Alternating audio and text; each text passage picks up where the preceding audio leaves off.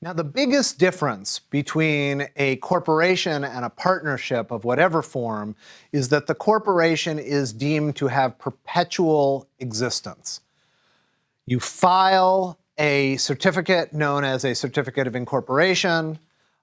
You create articles of incorporation, articles of organization, a charter of the organization, and the idea is the corporation then continues beyond any one individual or group of individuals.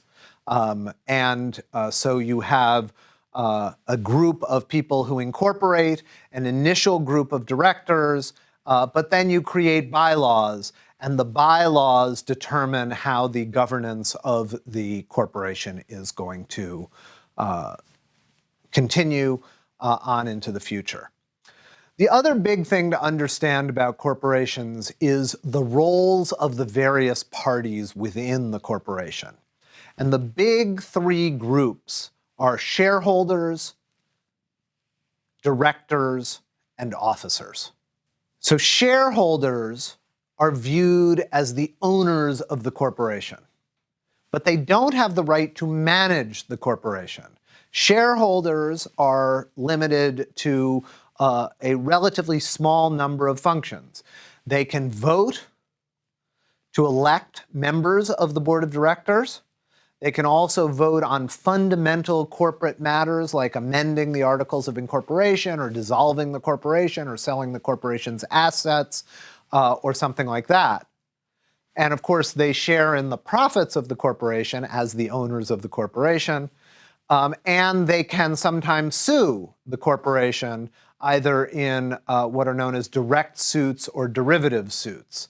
So a direct suit is a suit brought because the corporation or its officers or directors have to remedy in a harm inflicted on an individual shareholder. So the individual shareholder sues an officer for doing something bad to her.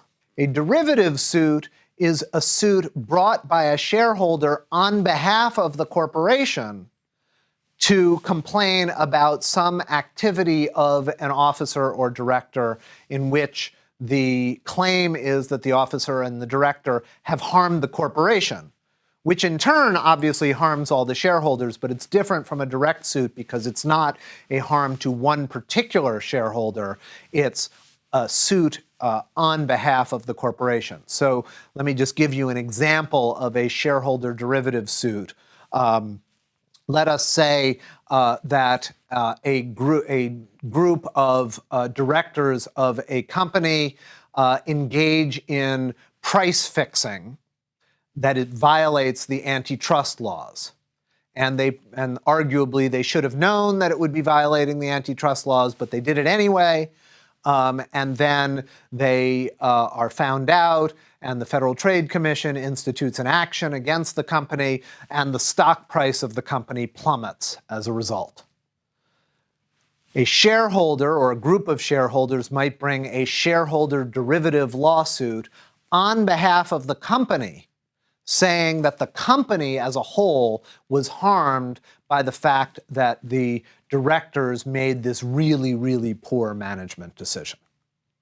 Now, we'll talk about, in just a moment, the standard by which directors and officers can be held liable in a suit like that, but that at least is what a derivative suit is. So note that shareholders have a very limited role in actual governance of the corporation, even though technically they are owners of the corporation.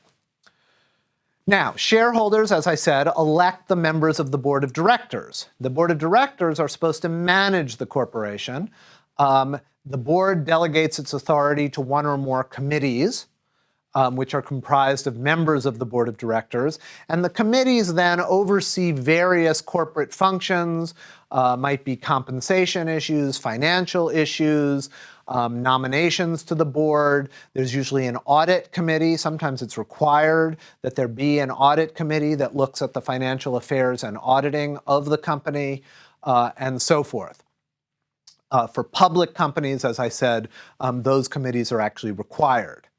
The board also has the ability to elect or appoint officers, but it is the officers who then operate the day-to-day affairs of the corporation, like a president, a vice president, secretary, treasurer, and then all the employees that they then hire. So we've got shareholders, we've got directors, we've got officers, and then we've got employees. Now, the officers and the directors have a fiduciary duty of care to carry out their duties in good faith, and that duty of care is to the corporation and to the shareholders. On the other hand, and this goes back to the shareholder derivative suit I mentioned earlier, courts have apply what is known as the business judgment rule to determine if officers and directors have breached this duty of care.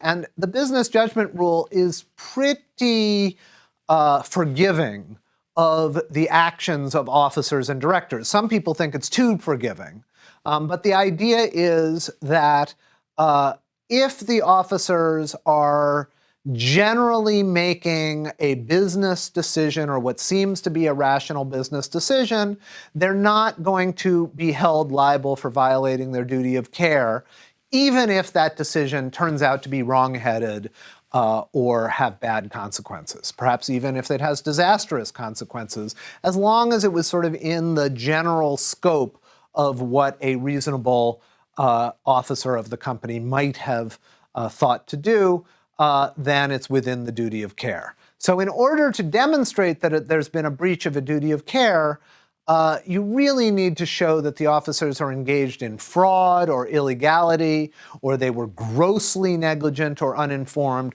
or they really had no rational basis for what they did. It can't just be a bad decision. It has to be much more than that to overcome the business judgment rule and show that the officers and directors have actually breached their fiduciary duty of care. Now, directors and officers also have a fiduciary duty of loyalty, which governs conflict of interests. And there is no business judgment rule presumption. So they really have to prove that any transaction that they are undertaking, for example, maybe the company is doing business with some other company that a director also has some interest in, well, then there might well be a duty of loyalty issue because the director is sort of on both sides of the transaction, and then it would be incumbent on the director to show, well, this was a good deal for the corporation. I wasn't harming the corporation. So duty of loyalty is easier to show, assuming there's been a conflict of interest situation. Now, we mentioned that with regard to partnerships, the partners share equally in the profits unless there's some partnership agreement otherwise.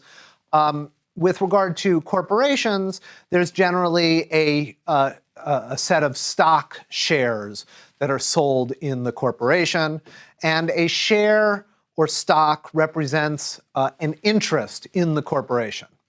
And shares are sometimes divided into classes. You could have common shares and preferred shares. Common shares are the basic class of shares issued to shareholders. They come with the right to vote and receive dividends when and if the director declares them. And so then you would get dividends on your shares, and that's common shares. Preferred shares represent shares that have some type of preference. It's either a preference with regard to dividends, or the ability to receive a specific amount, or the ability to receive assets in liquidation before everyone else. It's something that makes those shares preferred or better than the common shares. And corporations can issue either common shares or preferred shares or both. Now, a dividend, which I just mentioned, is a distribution in cash by the corporation to shareholders issued in proportion to their share ownership. And this is obviously one of the ways in which shareholders get a return on their investment. And so you might be more likely to invest in a company that's going to provide a dividend than one that isn't. And so companies make that determination. On the other hand, obviously, if you give out a dividend, you have less capital within the company to invest in whatever future activities you might want. So officers have to make that judgment. Now, we mentioned with regard to partnerships that the tax structure is flow-through, meaning that the partnership doesn't get taxed, but the taxation flows through to the individual. A corporation is not subject to flow-through tax treatment, and that means that the corporation itself is taxed. But in addition, each shareholder is taxed when the corporation issues a dividend. So if you hold a stock and you get a dividend, there's a tax consequence of that. And some people refer to that as double taxation because the corporation is taxed and the shareholder is taxed. With regard to liability, one of the main reasons people enter into corporations is it creates limited liability. And it means that the parties within the corporation, whether they are shareholders or officers or directors, have limited liability. They are not personally responsible for the debts and obligations of the corporation. Now, there are a few circumstances where that might not be true. A court sometimes does something called piercing the corporate veil to hold officers, directors, or shareholders liable for corporate debts.